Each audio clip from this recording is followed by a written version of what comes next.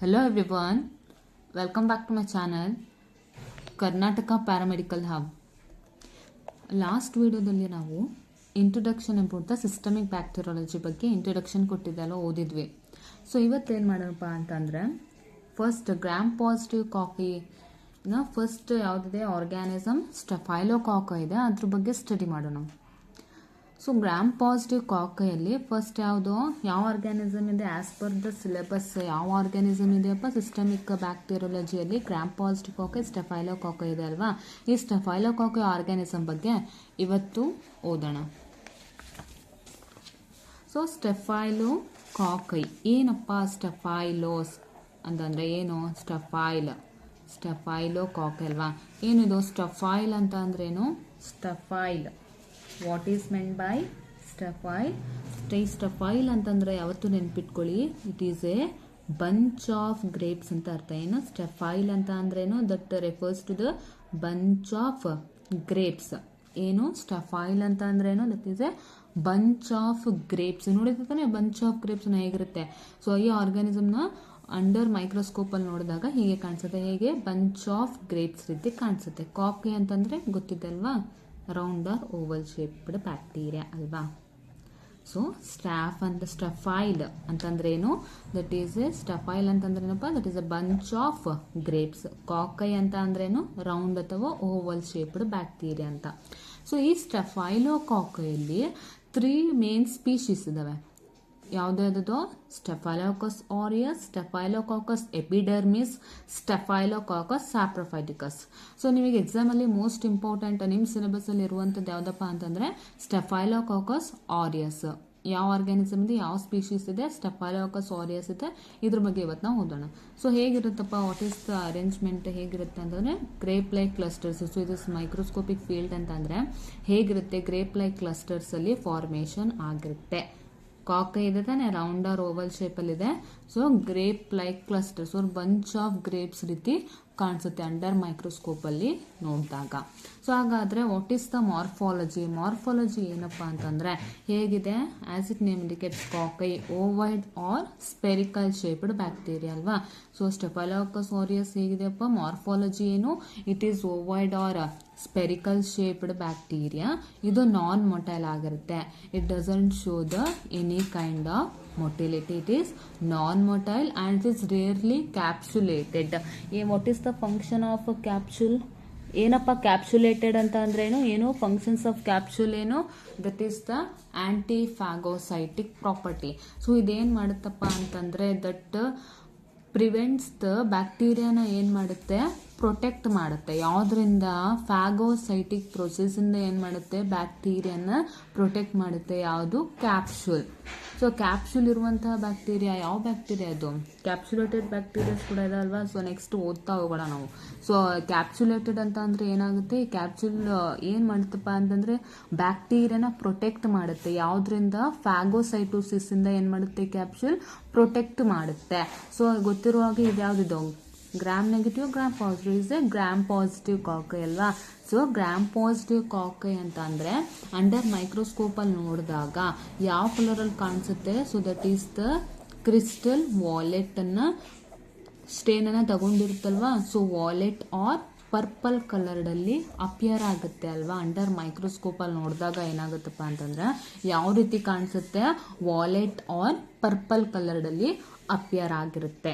So ಹಾಗೆ arranged in grape like clusters. So ಏನಕ್ಕಪ್ಪ ಈ ಗ್ರೇಪ್ ಲೈಕ್ ಕ್ಲಸ್ಟರ್ಸ್ ಅಲ್ಲಿ ಫಾರ್ಮೇಷನ್ ಆಗಿರುತ್ತೆ ಅಂತಂದ್ರೆ ಸೆಲ್ ಡಿವಿಷನ್ ಅಲ್ವಾ. ಸೆಲ್ ಡಿವಿಷನ್ ಹೇಗಾಗುತ್ತೆ? ಸೆಲ್ ಡಿವಿಷನ್ ಅಕ್ಕರಿಗಿಂತ 3 ಪ್ಲೇನ್ಸ್ ಅಲ್ಲಿ ಏನಾಗುತ್ತೆ? ಸೆಲ್ ಡಿವಿಷನ್ ಅಕ್ಕರ್ ಆಗುತ್ತೆ ವಿತ್ ದ ಡಾಟರ್ ಸೆಲ್. ಈ ಡಾಟರ್ ಸೆಲ್ ಎಲ್ಲ ಏನಾಗುತ್ತೆ? ಕ್ಲೋಸ್ ಟು ಈಚ್ ಅದರ್ ಆಗಿರುತ್ತೆ. ಸೊ ಇದರಿಂದ ಹೇಗೆ ಕಾಣಿಸುತ್ತೆ? ಕ್ಲಸ್ಟರ್ ಫಾರ್ಮೇಷನ್ ಆಗುತ್ತೆ. ಸೊ ಏನಪ್ಪ? Arranged in the grape like clusters. So cluster formation ಏನಕ್ಕೆ? ಈ cluster formation is due to the cell division. Cell division ಇಂದ ಏನಾಗುತ್ತೆ? ಕ್ಲಸ್ಟರ್ ಫಾರ್ಮೇಷನ್ ಆಗುತ್ತೆ. ಹೇಗಪ್ಪ ಸೆಲ್ ಡಿವಿಷನ್ ಡಿವಿಷನ್ ಆಗುತ್ತೆ ಅಂತಂದ್ರೆ 3 ಪ್ಲೇನ್ಸ್ ಅಲ್ಲಿ ಸೆಲ್ ಡಿವಿಷನ್ ಆಗುತ್ತೆ. ಹೇಗೆ ವಿತ್ ದ ಡಾಟರ್ ಸೆಲ್ಸ್. ಈ ಡಾಟರ್ ಸೆಲ್ ಏನಾಗುತ್ತಪ್ಪ ಅಂತಂದ್ರೆ ಕ್ಲೋಸ್ ಆಗಿರುತ್ತೆ. ಒಂದಿಂದ ಇನ್ನೊಂದು ಸೆಲ್ ಏನಾಗುತ್ತೆ appears in the close contact. ಇದರಿಂದ ಏನಾಗುತ್ತಪ್ಪ ಅಂದ್ರೆ it is arranged in a grape like clusters ಅಲ್ವಾ. So what is the morphology ಹೇಗಿರುತ್ತೆ? ಕಾಕ್ವೆ ಅಂದ್ರೆ ovoid or spherical. It doesn't show the any kind of motility ತೋರಿಸಲ್ಲ. ಮತ್ತೇನು rarely ಕ್ಯಾಪ್ಸುಲೇಟೆಡ್ ಆಗಿರುತ್ತೆ. ಕ್ಯಾಪ್ಸುಲೇಟ್ ಏನ್ ಮಾಡುತ್ತೆ? ಬ್ಯಾಕ್ಟೀರಿಯಾನ ಪ್ರೊಟೆಕ್ಟ್ ಮಾಡುತ್ತೆ. ಯಾವ್ದ್ರಿಂದ ಪ್ರೊಟೆಕ್ಟ್ ಮಾಡುತ್ತೆ? ಫ್ರಮ್ ದ ಫ್ಯಾಗೋಸೈಟೋಸಿಸ್ ಇಂದ ಪ್ರೊಟೆಕ್ಟ್ ಮಾಡುತ್ತೆ. So it is a gram positive cocci. Gram positive cocci ಅಂತಂದ್ರೆ ಮೈಕ್ರೋಸ್ಕೋಪ್ ಅಲ್ಲಿ ಹೇಗೆ ಕಾಣಿಸುತ್ತೆ? ಸೊ ಕ್ರಿಸ್ಟಲ್ ವಾಲೆಟ್ ನ ರಿಟೈನ್ ಮಾಡುತ್ತಲ್ವಾ, ಇದು ರಿಟೈಲ್ ಮಾಡಿ ಹೇಗೆ ಕಾಣಿಸುತ್ತೆ ಅಂಡರ್ ಮೈಕ್ರೋಸ್ಕೋಪ್ ಅಲ್ಲಿ ವಾಲೆಟ್ ಪರ್ಪಲ್ ಕಲರ್ಡ್ ಅಪಿಯರೆನ್ಸ್ ಇರುತ್ತೆ. ಸೊ ಮತ್ತೇನು arranged in a grape like clusters. So grape like clusters ಹೇಗಪ್ಪ ಅರೇಂಜ್ಮೆಂಟ್ ಆಗುತ್ತೆ? ಏನಕ್ಕೆ ಕ್ಲಸ್ಟರ್ ಫಾರ್ಮೇಶನ್ ಆಗುತ್ತೆ ಅಂತಂದ್ರೆ that is due to the cell division. Cell division ಏನಕ್ಕೆ ಸೆಲ್ ಡಿವಿಷನ್ ಹೇಗಾಗುತ್ತೆ? That is occurring in the 3 planes with daughter cells. ಆ daughter cell ಏನಾಗುತ್ತೆ? ಆ ಡಾಟರ್ ಸೆಲ್ ಏನಾಗುತ್ತೆ? ಕ್ಲೋಸ್ ಕಾಂಟ್ಯಾಕ್ಟ್ ಅಲ್ಲಿ ಇರುತ್ತೆ. ಸೊ ಅದರಿಂದ ಏನಾಗುತ್ತೆ? ಕ್ಲೋಸ್ ಕಾಂಟ್ಯಾಕ್ಟ್ ಕ್ಲಸ್ಟರ್ಸ್ ರೀತಿ ಫಾರ್ಮೇಶನ್ ಆಗುತ್ತೆ. ಸೊ ಅದಕ್ಕೆ ಇದು ಫಾರ್ಮೇಶನ್ ಅರೇಂಜ್ಮೆಂಟ್ ಹೇಗಿರುತ್ತೆ? Grape like clusters. So next ಏನಪ್ಪಾ? ಕಲ್ಚರಲ್ ಕ್ಯಾರೆಕ್ಟರಿಸ್ಟಿಕ್ಸ್ ಅಲ್ವಾ. Cultural characteristics. ಸೊ ಮೇನ್ ಆಗಿ ನೀವೇನೇನು ಓದ್ತಿರಪ್ಪ ಈಗ ಫಾರ್ ಎಕ್ಸಾಂಪಲ್ ಸ್ಟೆಫೈಲೋಕಸ್ ಆರಿಯಸ್ ಅಂತ ಅಂದ್ರೆ ಇದ್ರಲ್ಲಿ ಏನೇನು ಓದ್ತೀರಾ? ಫಸ್ಟ್ ಮಾರ್ಫಾಲಜಿನ ಓದ್ತೀರಾ ಅಲ್ವಾ. ಮಾರ್ಫಾಲಜಿ, ಕಲ್ಚರಲ್ ಕ್ಯಾರೆಕ್ಟರಿಸ್ಟಿಕ್ಸ್ ನ ಓದ್ತೀರಾ, ವಿರುಲೆನ್ಸ್ ಫ್ಯಾಕ್ಟರ್ಸ್ ನ ಓದ್ತೀರಾ. ಈ ವಿರುಲೆನ್ಸ್ ಫ್ಯಾಕ್ಟರ್ ಅಲ್ಲಿ ಏನೇನ್ ಬರುತ್ತಪ್ಪ ಅಂತಂದ್ರೆ first is the cell wall ಬರುತ್ತೆ. ಆಮೇಲೆ ಟಾಕ್ಸಿನ್ಸ್ ಮತ್ತೆ ಎನ್ಸೈಮ್ಸ್ ಬಗ್ಗೆ ಓದ್ತೀರಾ ವಿರುಲೆನ್ಸ್ ಫ್ಯಾಕ್ಟರ್ಸ್ ಅಲ್ಲೇ ಅಲ್ವಾ. ಸೊ ಮತ್ತೆ ಬಯೋಕೆಮಿಕಲ್ ರಿಯಾಕ್ಷನ್ಸ್ ಬಗ್ಗೆ ಓದ್ತೀರಾ. And also the pathogenicity or clinical features. ಆಮೇಲೆ ಲ್ಯಾಬೊರೇಟರಿ ಡಯಾಗ್ನೋಸಿಸ್. ಸೊ ಒಂದು ಆರ್ಗ್ಯಾನಿಸಮ್ಸ್ ಅಲ್ಲಿ ಏನೇನನ್ನು ಓದ್ತಿರಪ್ಪ ಅಂತಂದ್ರೆ morphology, cultural characteristics, virulence factors. Virulence factors ಅಲ್ಲಿ ಏನೇನು ಓದ್ತೀರಾ?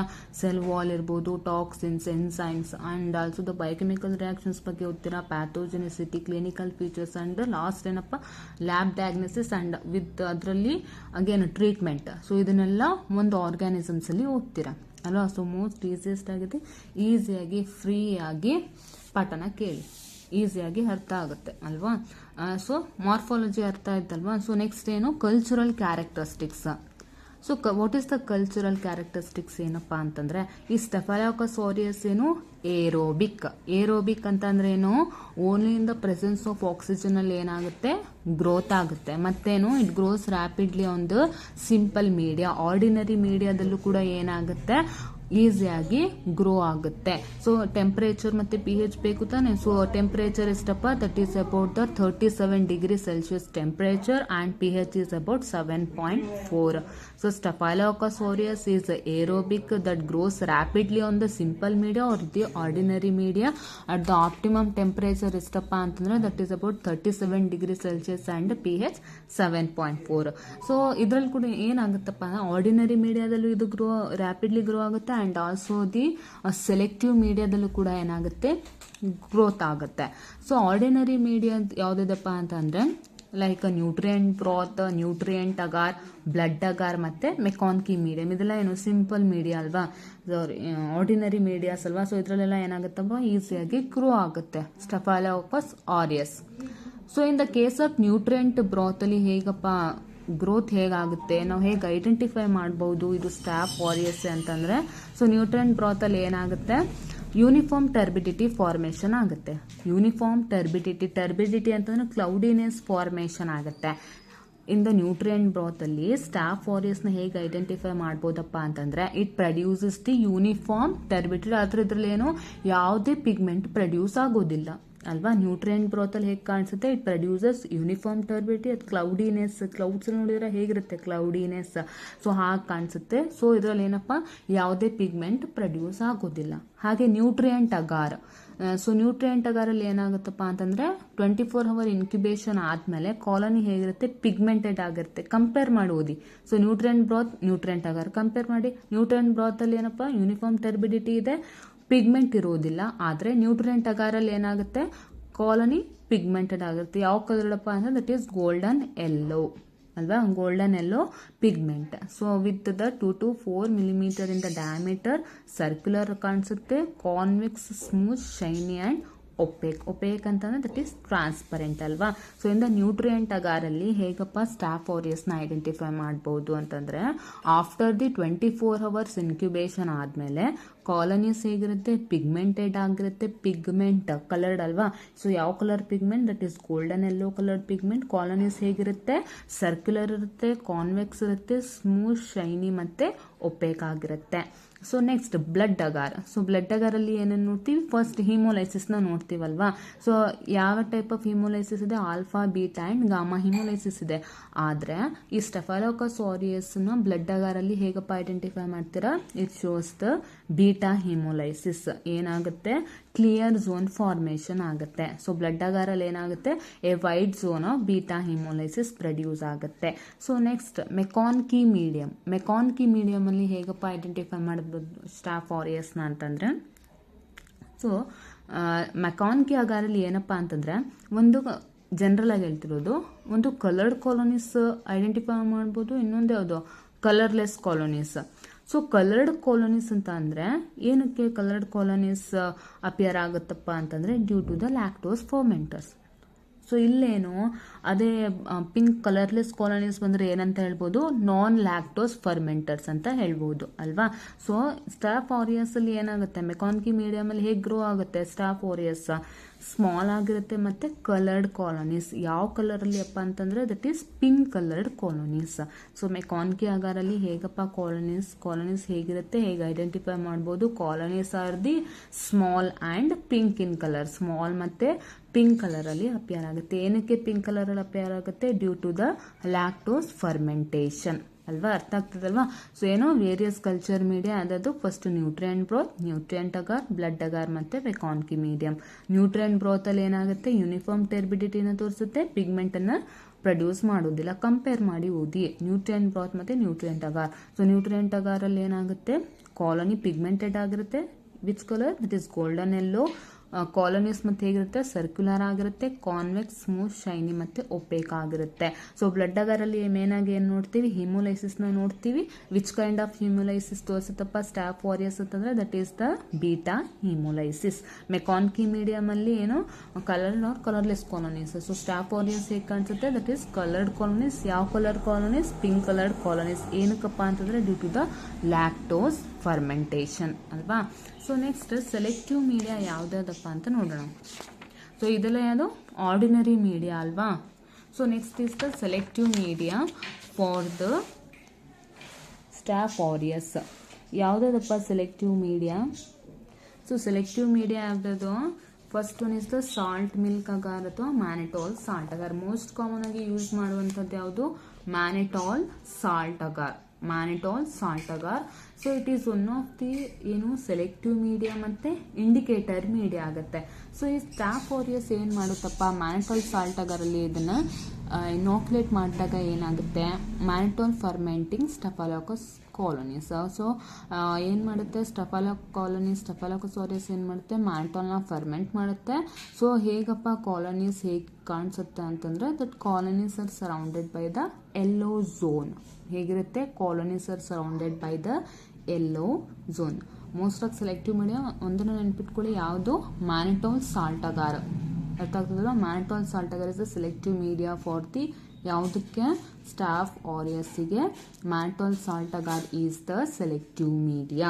ಸೊ ಇದರಲ್ಲಿ ಹೇಗೆ ಕಾಣಿಸುತ್ತೆ, ಇದರಲ್ಲಿ ಸ್ಟಾಫ್ ಆರಿಯಸ್ ಏನು ಮಾಡುತ್ತೆ, ಮ್ಯಾನಿಟಾಲ್ನ ಫರ್ಮೆಂಟ್ ಮಾಡುತ್ತೆ.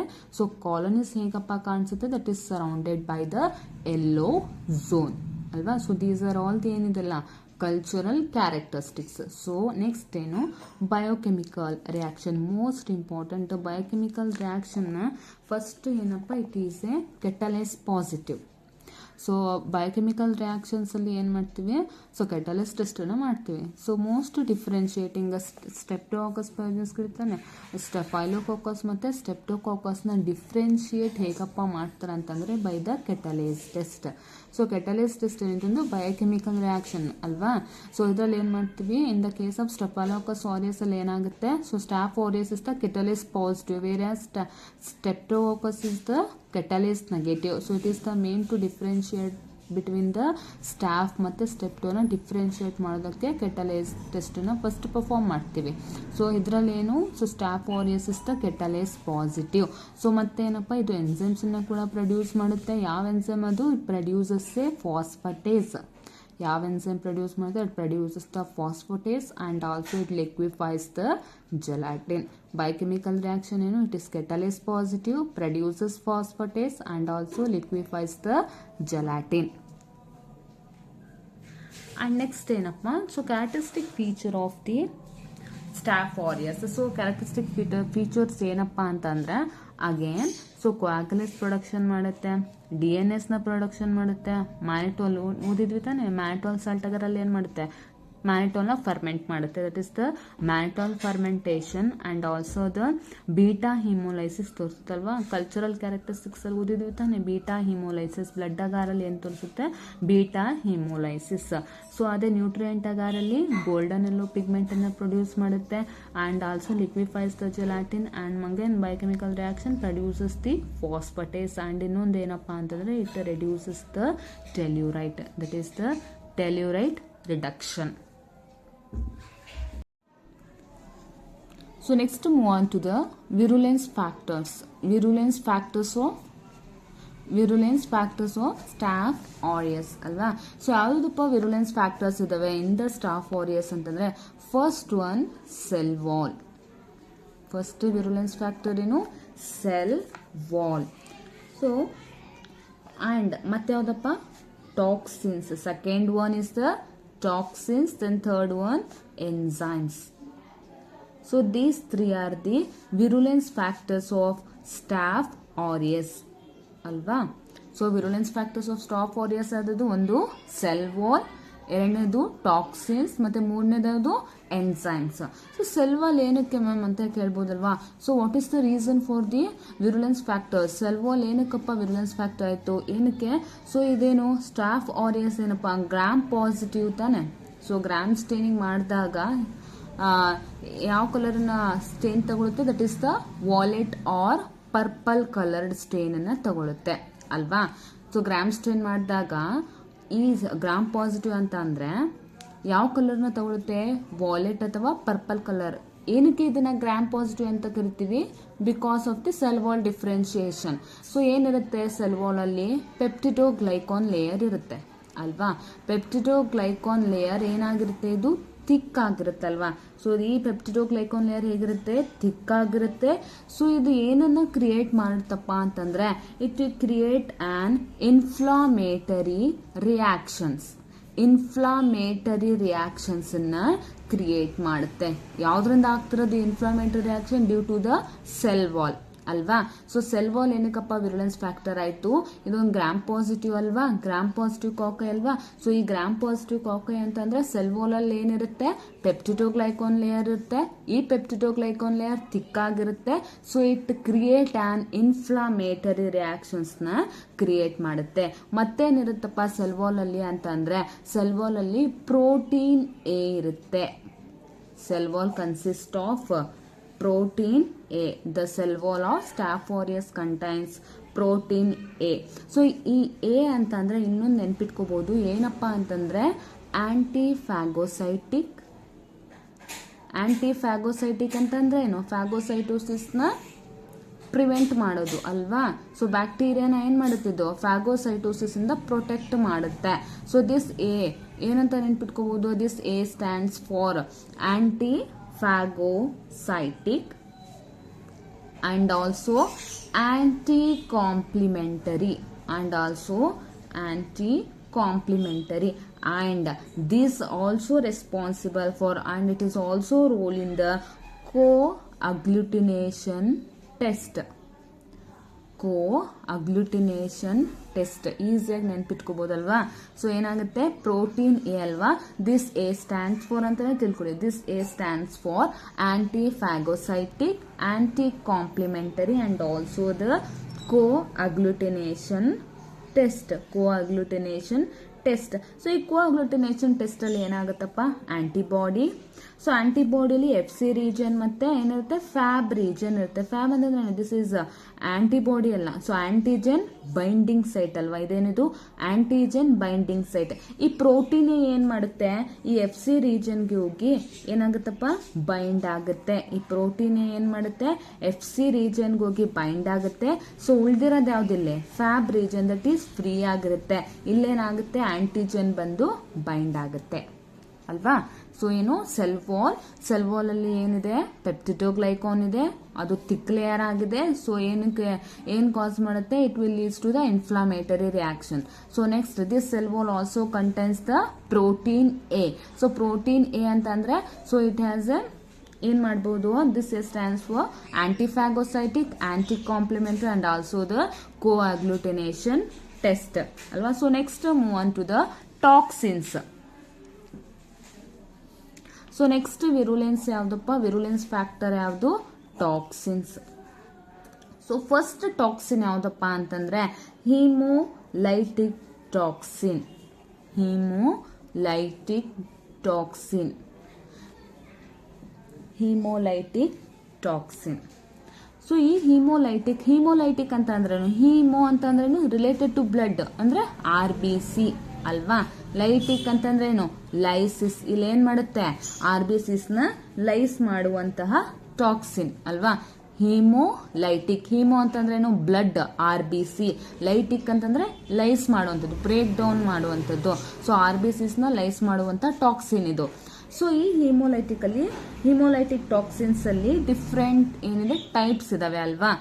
That is alpha, beta, gamma and delta. So haemolytic toxins ಅಲ್ಲಿ ಏನಪ್ಪಾ, ದೇರ್ ಆರ್ 4 ಟೈಪ್ಸ್ ಇದೆ. ಯಾವ್ದು, alpha haemolytic toxin, beta haemolytic toxin, gamma haemolytic toxin and delta haemolytic toxin. So ಈ ಆಲ್ಫಾ ಹಿಮೋಲೈಟಿಕ್ ಟಾಕ್ಸಿನ್ ಏನ್ ಮಾಡುತ್ತಪ್ಪ, so this will ಏನ್ ಮಾಡುತ್ತೆ, ಯಾವ RBCs ನ ಲೈಸ್ ಮಾಡುತ್ತೆ, this alpha haemolytic toxin lyse the RBCs of, ಏನನ್ನ ಲೈಸ್ ಮಾಡುತ್ತೆ, RBCs of sheep and humans. ಈ ಆಲ್ಫಾ ಹಿಮೋಲೈಟಿಕ್ ಟಾಕ್ಸಿನ್ ಏನ್ ಮಾಡುತ್ತೆ, ಹ್ಯೂಮನ್ ಮತ್ತೆ ಶೀಪ್ RBCs ನ ಏನ್ ಮಾಡುತ್ತೆ, ಲೈಸ್ ಮಾಡುತ್ತೆ, ಬ್ರೇಕ್ ಡೌನ್ ಮಾಡುತ್ತೆ. ಅದೇ ಬೀಟಾ ಹಿಮೋಲೈಟಿಕ್ ಟಾಕ್ಸಿನ್ ಏನ್ ಮಾಡುತ್ತೆ, this only lyses the sheep RBC. ಏನ್ ಮಾಡುತ್ತಿದ್ದು, ಓನ್ಲಿ ಶೀಪ್ RBCs ನ ಅಷ್ಟು ಏನ್ ಮಾಡುತ್ತೆ, ಲೈಸಿಸ್ ಮಾಡುತ್ತೆ. ಸೊ ಈ ಬೀಟಾ ಹಿಮೋಲೈಟಿಕ್ ಟಾಕ್ಸಿನ್ ಮತ್ತೆ ಏನಂತ ಕರಿತೀವಪ್ಪ ಅಂತಂದ್ರೆ ಸ್ಪಿಂಗೋಮೈಲಿನೇಸ್. ಏನಂತ ಕರಿತೀವಿ, ಸ್ಪಿಂಗೋಮೈಲಿನೇಸ್. So this beta hemolytic toxin is also called as spingomyelinase. ಏನಕ್ಕಪ್ಪ ಇದಕ್ಕೆ ಸ್ಪಿಂಗೋಮೈಲಿನೇಸ್ ಅಂತ ಕರಿತೀವಿ ಅಂತಂದ್ರೆ, ನಾರ್ಮಲ್ ಆಗಿ ನಮ್ಮ ಬ್ಲಡ್ ಅಲ್ಲಿ ಏನಿರುತ್ತೆ, ನಮ್ಮ RBCs ಅಲ್ಲಿ ಲೆಸಿಥಿನ್ ಮತ್ತೆ ಸ್ಪಿಂಗೋಮೈಲಿನ್ ಇರುತ್ತೆ.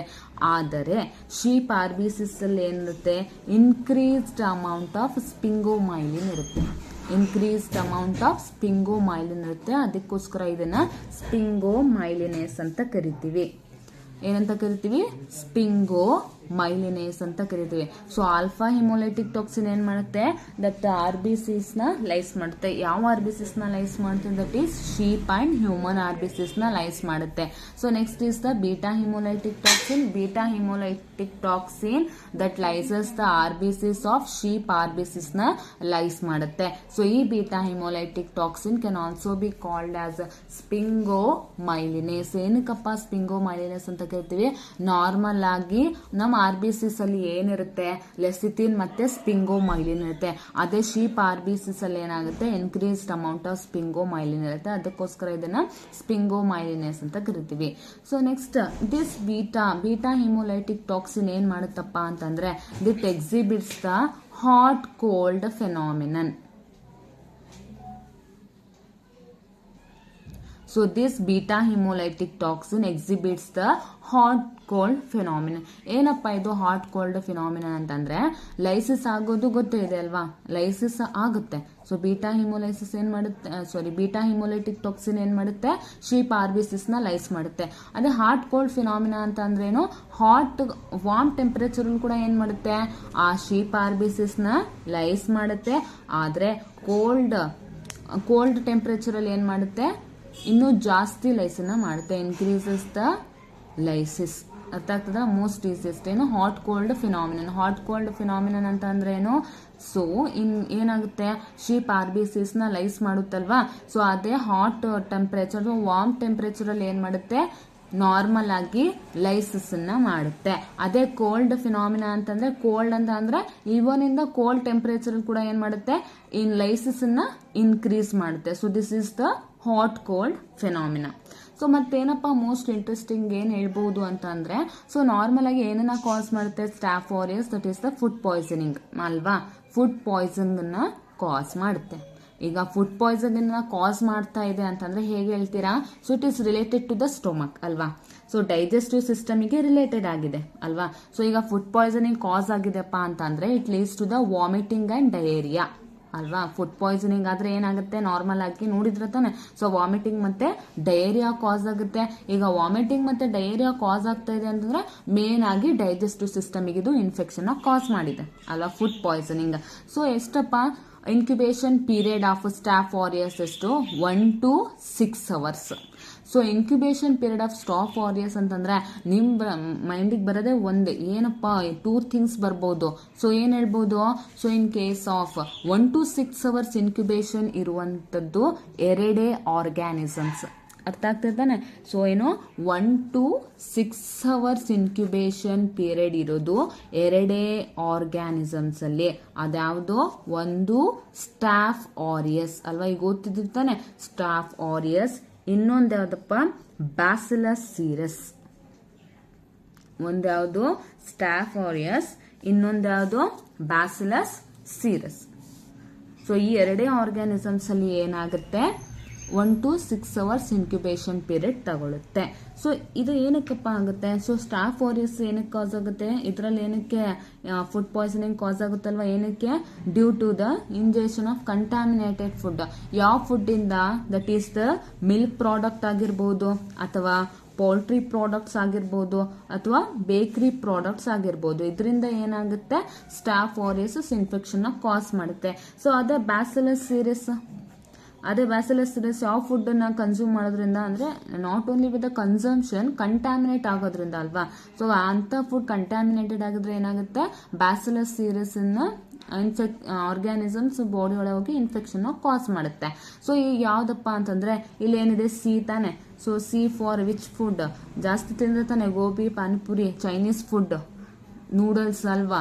So Chinese food, C Chinese. So bacillus cereus ಹೇಗಪ್ಪ ಬಾಡಿ ಒಳಗೆ ಹೋಗಿ ಇನ್ಫೆಕ್ಷನ್ ಕಾಸ್ ಮಾಡುತ್ತೆ ಅಂತಂದ್ರೆ ಥ್ರೂ ದ ಚೈನೀಸ್ ಫುಡ್ ಇಂದ.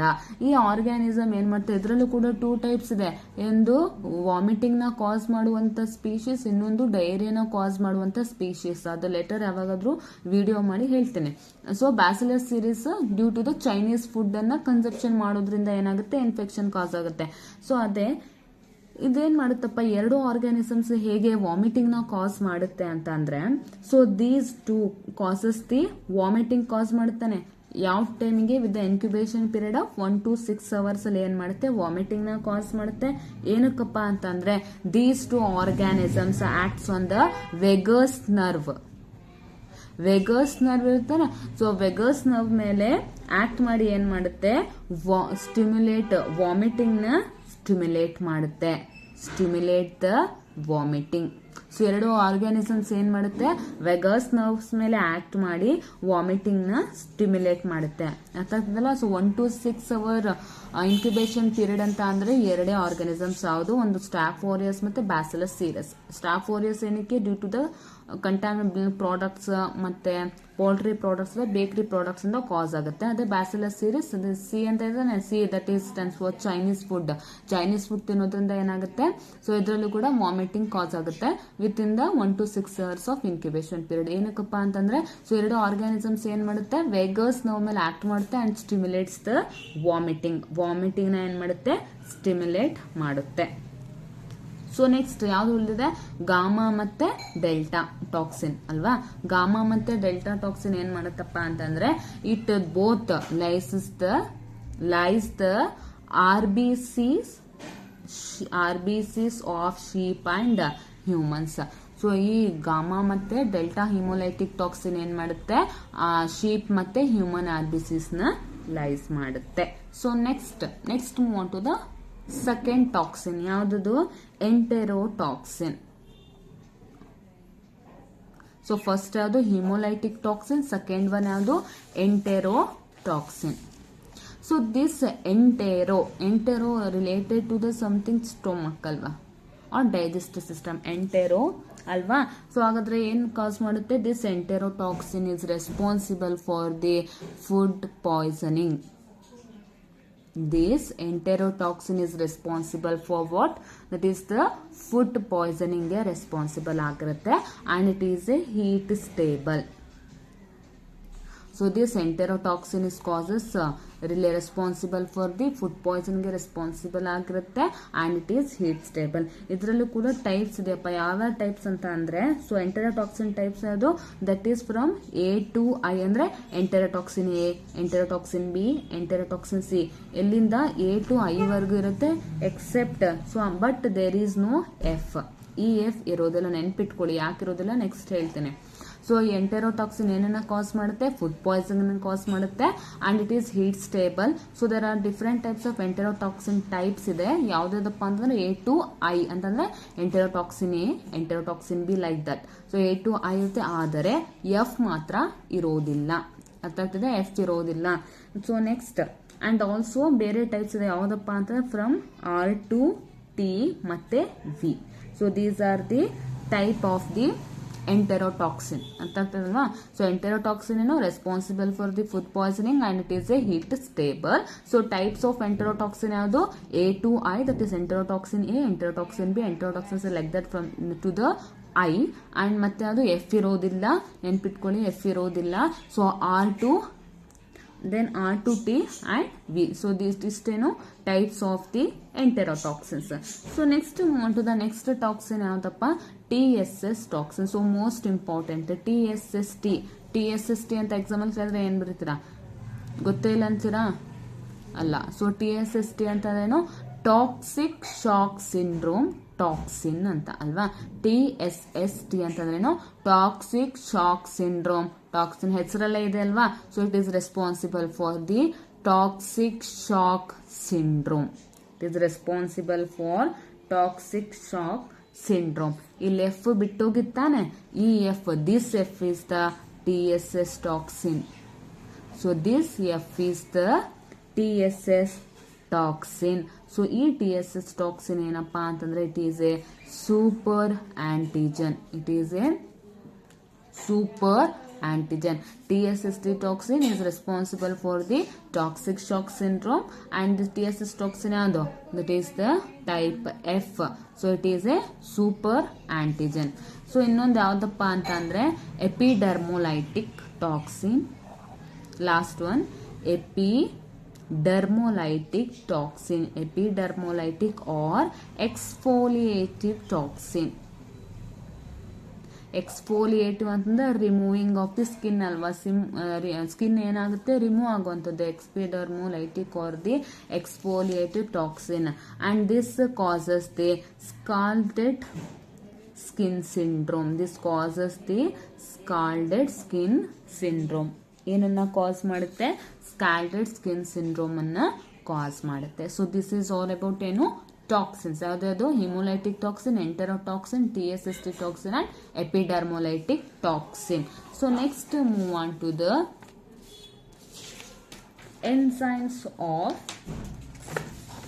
enzymes of Staph aureus. So next ಯಾವ್ದಪ್ಪ? ಎಂಜೈಮ್ಸ್. ಸೊ ಹೇಗೆ ಹೇಳ್ಬೋದಪ್ಪ ಎಂಜೈಮ್ಸ್ ಅಂತಂದ್ರೆ, ಹೆಸರಲ್ಲೇ ಇದೆ. ಏನಪ್ಪ ಹೆಸರು? ಸ್ಟೆಫೈಲೋಕಾಕಸ್ ಅಲ್ವಾ. Staphylococcus. What is name? Staphylococcus. What is the name of the organism? ಏನು? ಸ್ಟೆಫೈಲೋಕಾಕಸ್. ಸೊ ಫಸ್ಟ್ ಏನಿದೆ? ಡಬಲ್ ಸಿ ಇದೆ ತಾನೆ. ಇಟ್ ಕನ್ಸಿಸ್ಟ್ ಡಬಲ್ ಸಿ ಇದೆ. This one C stands for catalase ಅಲ್ವಾ. Catalase it produces the enzymes. ಯಾವುದು? Catalase enzymes. ಮತ್ತೆ again CO ಇದಾನೆ. This is the coagulase enzyme and ಇಲ್ಲೇನಿದೆ pH ಅಂತಂದ್ರೆ phosphatase and also the T ಏನಿದೆ thermonuclease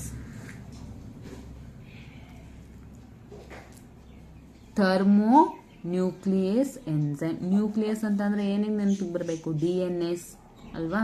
DNase is also one enzyme. So these are all the enzymes that is produced by the Staphylococcus. ಯಾವ್ದಾದಪ್ಪ enzymes? So C ಇರ್ತಾನೆ, C that is catalase, ಈಜಾಗಿ ನೆನ್ಪಿಟ್ಕೋಬಹುದು. catalase, CO, coagulase, pH, phosphatase. Then T stands for thermonuclease. Thermonuclease ಅಂದ್ರೆ nucleus ಅಂತ ಅಂದ್ರೆ ಏನ್ ನೆನಪಿರ್ಬೇಕು? that is DNase. Thermonuclease that is the heat stable. So this is the enzymes of Staph aureus. So next move on to the pathogenicity of Staph aureus. ಏನೇನ ಕಾಸ್ ಮಾಡುತ್ತೆ pathogenicity and all about the clinical features ಬಗ್ಗೆ ನೋಡೋಣ. pathogenicity of Staph aureus. So main ಆಗಿ disease ಯಾವ್ದನ್ನ ಕಾಸ್ ಮಾಡುತ್ತಪ್ಪ ಸ್ಟಫೈಲೋಕಾಕಸ್ aureus ಅಂತಂದ್ರೆ ಒಂದು superficial and deep infection, ಇನ್ನೊಂದು ಯಾವುದು toxic mediated diseases. So superficial and deep infection and also the toxic mediated diseases. So first ಯಾವ್ದು ನೋಡೋಣಪ್ಪ ಅಂತಂದ್ರೆ that is the superficial and deep infection. So first ಯಾವುದು skin infections. So ಈ skin infection ಅಂತಂದ್ರೆ ಏನನ್ನ cause ಮಾಡ್ತಾ ಇದೆ? The first one is the folliculitis. ಏನಪ್ಪ ಫಾಲಿಕ್ಯುಲೈಟಿಸ್ ಅಂತಂದ್ರೆ ರಿಲೇಟೆಡ್ ಫಾಲಿಕಲ್ಸ್ ಅಲ್ವಾ, ಫಾಲಿಕ್ಯೂಲ್ಸ್. ಸೊ ಐಟೀಸ್, ಸೊ ಇಲ್ಲಿ ನೋಡಿ ಏನಿದೆ ಐಟೀಸ್ ಅಂತಂದ್ರೆ ದಿಸ್ ಈ ತರ ಐಟೀಸ್ ಅಂತ ಬಂದ್ರೆ that is considered as the inflammation ಅಂತ ಹೇಳ್ಬೋದು ಅಲ್ವಾ. ಸೊ ಹಾಗಾದ್ರೆ ಏನ್ ಹೇಳ್ಬೋದು? Inflammation of follicles. Next boils ಅನ್ನ ಕಾಸ್ ಮಾಡುತ್ತೆ. ಬಾಯ್ಲ್ಸ್ ಅಂತಂದ್ರೇನು? ಪಸ್ ಫಿಲ್ಡ್ ಬಂಪ್ ಅಂತ ಹೇಳ್ಬೋದು. ಬಾಯ್ಲ್ಸ್ ಅಂತಂದ್ರಪ್ಪ ಪಸ್ ಫಿಲ್ ಆಗಿರೋ ಒಂದು ಗುಳ್ಳೆ ಅಂತೀವಲ್ಲ, ಬಂಪ್. ಸೊ ಅದು ಬಾಯ್ಲ್ಸ್ ಅಂತಂದ್ರೇನು? Pus filled bump. And also the ಇಂಪೆಟಿಗೋನ ಕಾಸ್ ಮಾಡುತ್ತೆ. ಇಂಪೆಟಿಗೋ ಅಂತಂದ್ರೇನು? ರೆಡ್ ರ್ಯಾಷಸ್ ಆಗುವಂತದ್ದು. ಇಂಪೆಟಿಗೋ ಅಂತಂದ್ರೇನು? Red rashes on the face. And also the styes ಅಂತಂದ್ರೇನು? This is the lump. So ಈ ಲಂಪ್ ಎಲ್ಲಪ್ಪ ಪ್ರೊಡ್ಯೂಸ್ ಆಗುತ್ತೆ, ಎಲ್ಲಿ ಫಾರ್ಮೇಶನ್ ಆಗುತ್ತೆ ಅಂತಂದ್ರೆ that is the edge of the eyelid.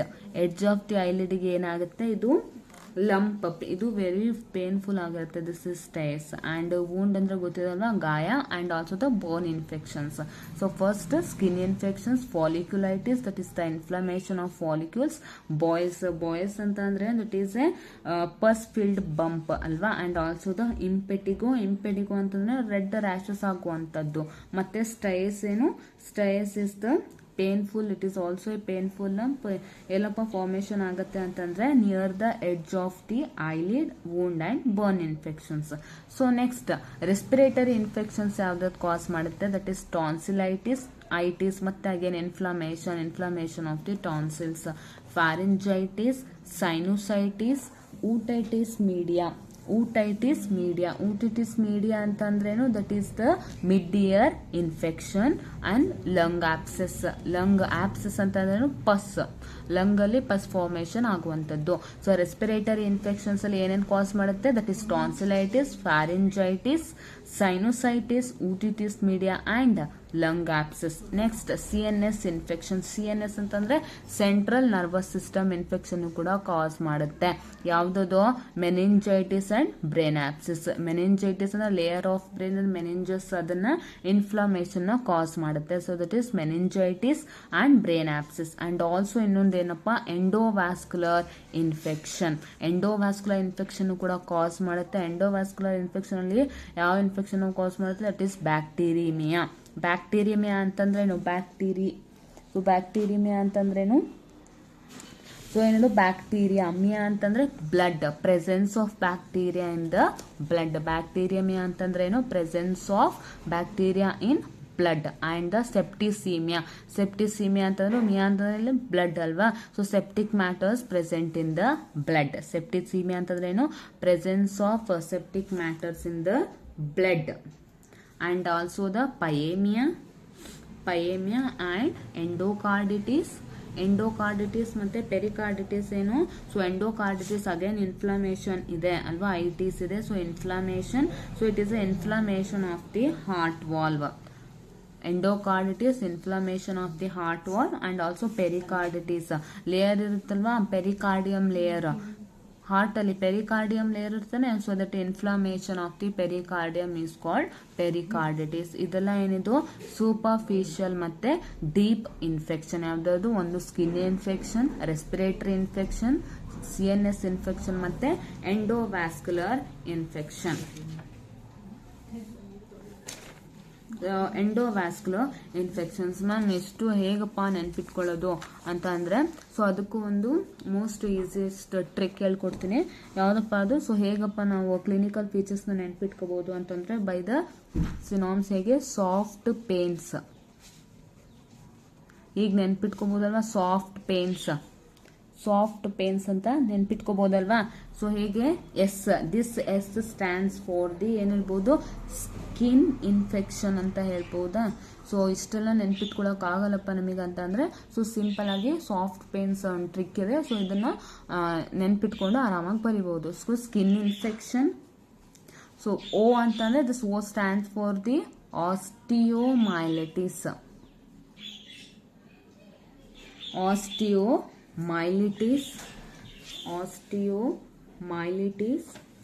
Osteo related to the bone alva, bone. And this F stands for food poisoning. And T is toxic shock syndrome. Next P, it also causes the pneumonia and the respiratory infection, pneumonia. And A for acute endocarditis. ಈಗ ಹೇಳಿದಾನೆ ಎಂಡೋಕಾರ್ಡಿಟಿಸ್ ಅಂತಂದ್ರೆ acute endocarditis. And I stands for the infective arthritis.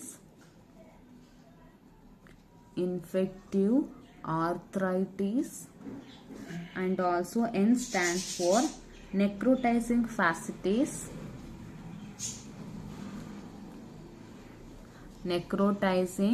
fasciitis. And also this S stands for the sepsis. So ಹೀಗೆ ಅಷ್ಟ ನೆನ್ಪಿಟ್ಕೊಳಕ್ ಆಗಿಲ್ಲಪ್ಪ ಅಂತಂದ್ರೆ, so ಇದೊಂದು trick. So ಇದನ್ನ ನೆನ್ಪಿಟ್ಕೋಬಹುದು. ಏನು, soft pains. So S stands for the skin infections, O for the osteomyelitis, F for the food poisoning, T for toxic shock syndrome, P for pneumonia, A for acute endocarditis, I for infective arthritis, then N for necrotizing fasciitis, and S stands for the sepsis. So ಈಸಿಯಾಗಿ ಈ trick ಇಂದ ನಾವು clinical features ನ ನೆನ್ಪಿಟ್ಕೋಬಹುದು. So next move on to the toxic mediated diseases. So toxic mediated diseases ಯಾವ್ದಪ್ಪ, main ಆಗಿ ಏನನ್ನ cause ಮಾಡುತ್ತೆ, so that is the food poisoning ಅಲ್ವಾ.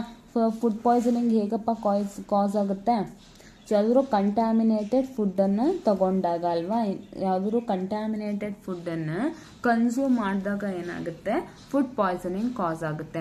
So what is the characterization of the food poisoning that is caused by the Staph aureus ಅಂತ ಅಂದ್ರೆ nausea, vomiting and diarrhea. So this is so food poisoning characterized by the nausea, vomiting and the diarrhea. So symptoms ಯಾವಾಗಪ್ಪ, incubation period ಎಷ್ಟು, that is about the 1 to 6 hours after the injection of contaminated food. Contaminated food ಅನ್ನ ingest ಮಾಡಾದ್ಮೇಲೆ 2 to 6 hours ಆದ್ಮೇಲೆ 1 to 6 hours that is incubation period ಆದ್ಮೇಲೆ ಏನಾಗುತ್ತೆ, symptoms appear ಆಗುತ್ತೆ, start ಆಗುತ್ತೆ. So type of food responsible for ಯಾವ್ದು, so that is meat, fish, milk and milk product. So food poisoning. So food poisoning main ಆಗಿ Staph aureus food poison ಅನ್ನ cause ಮಾಡುತ್ತೆ. That characterisation ಏನು, ಹೇಗೆ ಗೊತ್ತಾಗುತ್ತೆ food poisoning ಆಗಿದೆ ಅಂತ, by the nausea, vomiting and the diarrhea. So symptoms ಯಾವಾಗಪ್ಪ appear ಆಗುತ್ತೆ, in the 1 to 6 hours. 1 to 6 hours ಏನು, that is the incubation period after the injection of the contaminated food and water. And the type of the food it's responsible for ಏನು, meat, fish, milk and milk products. So next one ಯಾವುದು, staphylococcus scalded skin syndrome. 4S ಅಲ್ವಾ, ಏನು staphylococcal scalded skin syndrome. So ಇದರಿಂದ ಏನಾಗುತ್ತಪ್ಪ ಅಂದ್ರೆ skin ಇದೊಂದು ಎಕ್ಸ್ಫೋಲಿಯೇಟಿವ್ skin disease ಆಗಿರುತ್ತೆ. ಏನು skin is coming off, skin ಏನಾಗೋದು ಏನ್ ಹೇಳ್ತಾರೆ, ಎಕ್ಸ್ಫೋಲಿಯೇಟಿವ್ ಸ್ಕಿನ್ ಏನಾಗೋದು coming off, that is exfoliative skin diseases. ಇದ್ರಲ್ಲಿ ಏನಾಗುತ್ತಪ್ಪ ಅಂತಂದ್ರೆ ಔಟರ್ ಲೇಯರ್ ಏನಾಗುತ್ತೆ, outer layer of dermis get separated from the underlying tissues. Separate ಆಗುವಂಥದ್ದು, ಸ್ಕಿನ್ ಹೊರಗೆ ಬರುವಂಥದ್ದು. ಔಟರ್ ಲೇಯರ್ ಸ್ಕಿನ್ ಏನಿರುತ್ತೆ ಅದು ರಿಮೂವ್ ಆಗುವಂಥದ್ದು. ಸೊ ಅದು ಯಾವುದು, in the staphylococcal scalded skin syndrome ಅಲ್ಲಿ. ಸೊ ನೆಕ್ಸ್ಟ್ ಮೋಸ್ಟ್ ಇಂಪಾರ್ಟೆಂಟ್ ಯಾವ್ದಪ್ಪ, ಟಾಕ್ಸಿಕ್ ಶಾಕ್ ಸಿಂಡ್ರೋಮ್ ಅಲ್ವಾ, ಟಾಕ್ಸಿಕ್ ಶಾಕ್ ಸಿಂಡ್ರೋಮ್. ಸೊ ಈ ಟಾಕ್ಸಿಕ್ ಶಾಕ್ ಸಿಂಡ್ರೋಮ್ ಹೇಗೆ ಕಾಸ್ ಆಗುತ್ತೆ, due to the toxic shock syndrome, toxin ಇಂದ. ಸೊ ಸಿಂಡ್ರೋಮ್ ಅಂತ ಅಂದ್ರೆ ಏನು, ಸಿಂಡ್ರೋಮ್ ಅಂತಂದ್ರೆ ತುಂಬಾ ಕಾಲ ಜೊತೆಗೊಂಡಿದೆ ಅಂತ ಅಲ್ವಾ. ಸಿಂಡ್ರೋಮ್ ಅಂತಂದ್ರೆ ಒಂದು ಮಲ್ಟಿ ಸಿಸ್ಟಮ್ ಇಲ್ನೆಸ್ ಆಗ್ತಿದೆ ಅಂತ. ಸೊ ಈ ಟಾಕ್ಸಿಕ್ ಶಾಕ್ ಸಿಂಡ್ರೋಮ್ ಅಂತದೇನು ಮಲ್ಟಿ ಸಿಸ್ಟಮ್ ಇಲ್ನೆಸ್. ಇದು ಈ ಟಾಕ್ಸಿಕ್ ಶಾಕ್ ಸಿಂಡ್ರೋಮ್ ಏನು, it is a multi system illness. So characterization ಏನಪ್ಪಾ, ಈ ಟಾಕ್ಸಿಕ್ ಶಾಕ್ ಸಿಂಡ್ರೋಮ್ ಆದ್ರೆ ವಾಟ್ ಆರ್ ದ ಸಿಂಪ್ಟಮ್ಸ್ ಆಗುತ್ತಪ್ಪ ಅಂತ ಅಂದ್ರೆ fever, headache, congestion, conjunctival reddening, subcutaneous edema, vomiting, diarrhea, and also it leads to the renal failure ಕೂಡ ಆಗೋ chances ಇರುತ್ತೆ, ಮತ್ತೆ hypotensive shock, and it also leads to the death.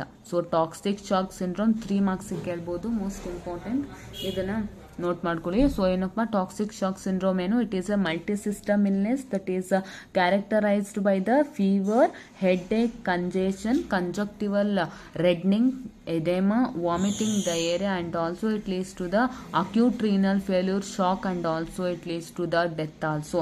So this is ಏನಿದು pathogenicity or the clinical features of the Staph aureus, soft pains ನೆನಪಿರುತ್ತಾನೆ, and also the toxic shock syndrome, most important. Then move on to the laboratory diagnosis of the Staph aureus. So laboratory diagnosis of the Staph aureus. So first ಏನಪ್ಪ, ಸ್ಯಾಂಪಲ್ನ collect ಮಾಡುವಂಥದ್ದು. First ಏನು ಮಾಡಬೇಕು, ಸ್ಯಾಂಪಲ್ನ collect ಮಾಡಬೇಕು, collection of sample. So pathogenicity ನೋಡಿದ್ರೆ ನೀವು ಈಸಿಯಾಗಿ ಕಲೆಕ್ಷನ್ ಆಫ್ ಸ್ಪೆಸಿಮೆನ್ನ ಬರೀಬಹುದು ಅಲ್ವಾ.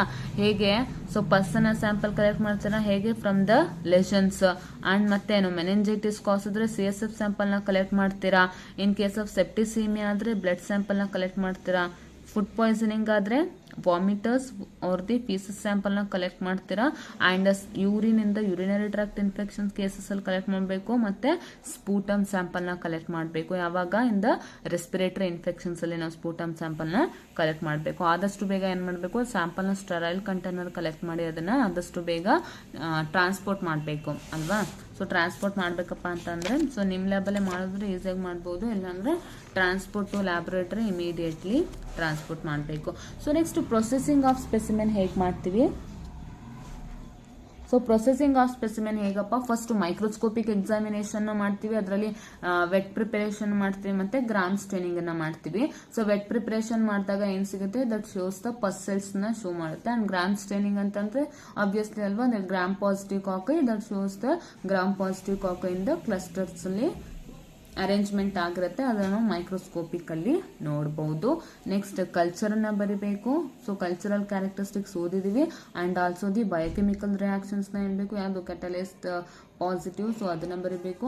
And again the antibiotic sensitivity testing. Antibiotic sensitivity testing ಅನ್ನ ಹೇಗೆ ಮಾಡ್ತೀವಿ, ಯಾವ ಆಂಟಿಬಯೋಟಿಕ್ಸ್ ನ ಯೂಸ್ ಮಾಡಿಕೊಂಡು ನಾವು ಆಂಟಿಬಯೋಟಿಕ್ ಟೆಸ್ಟಿಂಗ್ ಅನ್ನ ಪರ್ಫಾರ್ಮ್ ಮಾಡ್ತೀವಿ, that is the penicillin, cefoxitin, gentamicin, erythromycin, clindamycin, tetracycline, cotrimoxazole, and vancomycin. So this is the antibiotic sensitivity testing. ನಿಮಗೆ ಎಕ್ಸಾಮ್ ಅಲ್ಲಿ ಬರೀ laboratory diagnosis of staph aureus ಅಂತ ಕೇಳಿದ್ರೆ ಏನೇನು ಬರೀಬೇಕು, ಫಸ್ಟ್ ಲ್ಯಾಬೊರೇಟರಿ ಡಯಾಗ್ನೋಸಿಸ್ ಅಲ್ಲಿ ಸ್ಯಾಂಪಲ್ ಕಲೆಕ್ಷನ್ ಬರೀಬೇಕು ಅಲ್ವಾ. ಸ್ಯಾಂಪಲ್ ಕಲೆಕ್ಷನ್ ಬರ್ದಾದ್ಮೇಲೆ ಪ್ರೊಸೆಸಿಂಗ್ ಅನ್ನ ಬರೀಬೇಕು. ಹೇಗೆ ಪ್ರೊಸೆಸ್ ಮಾಡ್ತೀರಾ, ಫಸ್ಟ್ ಏನ್ ಮಾಡ್ತೀರಾ, ಮೈಕ್ರೋಸ್ಕೋಪಿಕ್ ಎಕ್ಸಾಮಿನೇಷನ್ ಬರೀಬೇಕು, ವೆಟ್ ಪ್ರಿಪರೇಷನ್ ಮತ್ತೆ ಗ್ರಾಮ್ ಸ್ಟೇನಿಂಗ್. ಆಮೇಲೆ ಕಲ್ಚರ್ ಫುಲ್ ಬರಿಬೇಕು, ಕ್ಯಾರೆಕ್ಟರಿಸ್ಟಿಕ್, ಕಲ್ಚರಲ್ ಕ್ಯಾರೆಕ್ಟರಿಸ್ಟಿಕ್ಸ್, ಮತ್ತೆ ಯಾವ ಮೀಡಿಯಾನ ಯೂಸ್ ಮಾಡ್ತೀವಿ, nutrient agar, broth, blood agar, MacConkey agar, ಮತ್ತೆ ಸೆಲೆಕ್ಟಿವ್ ಮೀಡಿಯಾನ ಬರಿಬೇಕು.